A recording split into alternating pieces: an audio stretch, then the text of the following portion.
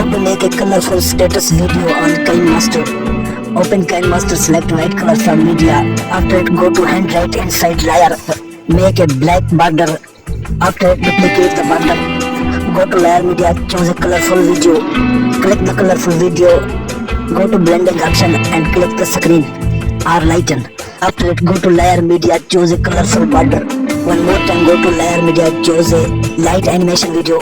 Click the light animation video, go to blending option, select lighten. Duplicate the colorful animated video. Adjust on colorful video. Now your video is ready. Thanks for watching. Please subscribe to my channel and like and share this video.